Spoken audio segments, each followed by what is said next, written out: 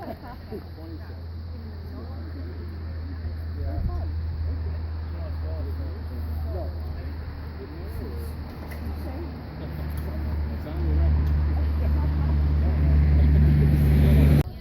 are gathering because we are in support of Mary Donaldson, and yesterday at our school she was escorted out of the school by a school board member, and our elementary staff was told that she requested administrative leave, and this is not the case. She had no idea that this was happening. Then the staff was told that, and that was not true. And it's just upsetting. She created a wonderful family environment.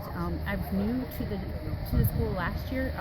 We came from Dayton, Ohio, and our kids were really afraid to leave a comfortable environment, and she just welcomed them and made them feel comfortable, and so many great things happened here. We got an award here last week for being a great reading and math school, and it was just a wonderful environment for me personally to work in and for my children to go through. And that's all changed recently. Our superintendent, I've witnessed her firsthand screaming at teachers in the hall, yelling unkind words. I actually was walking the hall with a special needs student on December 18th when she was screaming at a teacher in the hall and just going over the top, and it was very upsetting. And I've called school board members, I've gone to school board meetings, and this is what it's come to. There's 41 teachers that are in support of Mary that have written letters and stood up at school board meetings, and this is what we've come to now. Our kids will be escorted.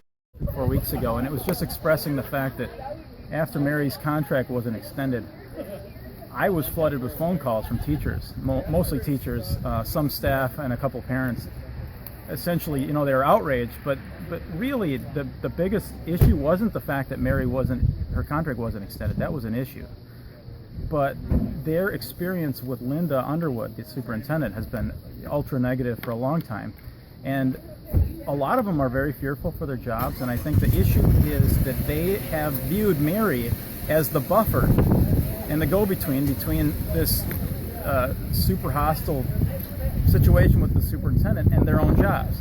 And Mary has, unfortunately been a martyr a lot by throwing herself between the teachers and the superintendent. And when they found out that her contract wasn't being renewed, I got flooded with things. And so I was writing a letter, to the school board saying, hey, I haven't been here that long, but this is really what's going on. I've seen a lot of letters from teachers and parents. They're very upset. And, this is why, and there's a bunch of reasons in there and different things, and that's why I wrote the letter to her. I think that they maybe perceive me as somebody who could look into the regulations and look into some of the bylaws and some of these things and figure out, is what's going on here even legitimate from a legal perspective or a procedural perspective. And I think, honestly, it isn't in a lot of cases. And a classic example of that is the fact that right now you have no system of checks and balances at all.